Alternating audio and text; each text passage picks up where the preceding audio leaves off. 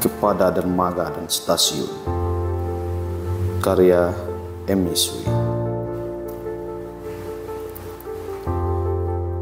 Waktu sedikit terlambat berjabat tangan, tetapi sungguh telah kulangitkan harapan. Apakah hujan mau bercerita? Bukankah dia cukup baik? Lebih baik terlambat daripada tidak sama sekali. Terik menyengat kulit kepala, matahari mengantarku stasiun. Ingatan begitu purba menyangkut kenangan turut serta ku bawa pulang ke kota tua dari stasiun yang jauh dari dermaga. Tempat menebar penuh debar, usia menunggu, suara lonceng sunyi merambat di luar, bergetar di dalam stasiun dan dermaga, sama-sama sebagai tempat menampung pilu, melarutkan keluh pada diam sebagai kopi.